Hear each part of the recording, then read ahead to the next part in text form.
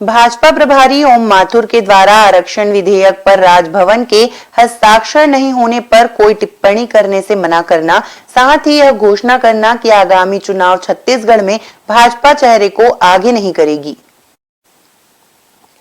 इस पर अपनी प्रतिक्रिया देते हुए कांग्रेस संचार प्रमुख सुशीलानंद शुक्ला ने कहा कि आरक्षण संशोधन विधेयक 1 महीने से भी अधिक समय से राजभवन में रोक कर रखा गया है। सारा प्रदेश इस मामले में भाजपा की बदनीयती को जिम्मेदार ठहरा रहा है। इसके बावजूद भाजपा प्रभारी का आरक्षण विधेयक पर कोई टिप्पणी नहीं किया जाना इस बात का प्रमाण है कि भाजपा के इशारे पर ही आरक्षण विधेयक राजभवन में रुका है। कांग्रेस संचार प्रमुख सुशील आनंद शुक्ला ने यह भी कहा कि ओम माथुर को पता है छत्तीसगढ़ में 2023 में भी भाजपा की सरकार नहीं बनेगी, इसलिए उनको कोई चुनौती नहीं लग रही है कि युद्ध के पहले ही सरेंडर कर दिया गया है।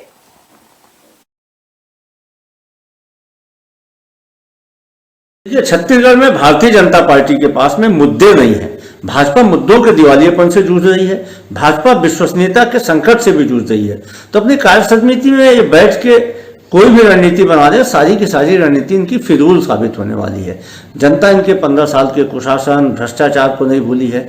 मोदी के द्वारा किए गए जुमलेबाजी को जनता नहीं भूली है। किस प्रकार से 15 लाख हर एक के खाते में आना, 2 करोड़ युवाओं को रोजगार देना, 2022 तक किसानों की आय दोगुनी करना, बहुत हुई महंगाई की मार, अब की बार मोदी सरकार, इन तमाम बातों को भी जनता को इनको जवाब देना होगा। और 15 साल तक जो इन्होंने भ्रष्टाचार, वादा खिलाफी, कुशासन किया था, उसका भी जवाब देना होगा। और उसके बाद जो 4 साल में छत्तीसगढ़ में कांग्रेस की सरकार चल रही है, छत्तीसगढ़ मॉडल है जिसके कारण जनता आज खुशहाल है, उसका इनके पास कोई तोड़ नहीं है।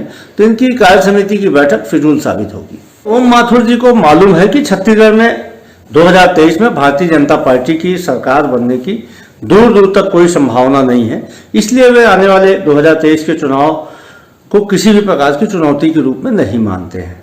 दूसरी बात, छत्तीसगढ़ की जनता अभी तक भूली नहीं है 15 साल के भारतीय जनता पार्टी के कुशासन, भ्रष्टाचार को।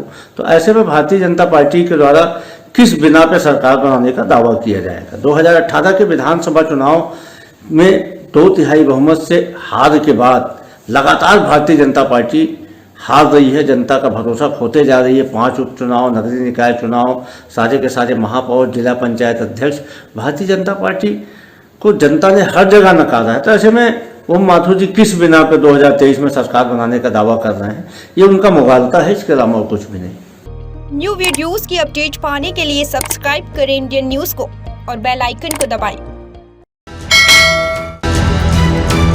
ये है इंदू ब्रॉडकास्टिंग प्राइवेट लिमिटेड और आप देख रहे हैं इंडियन न्यूज, हर पल, हर क्षण, हर सच।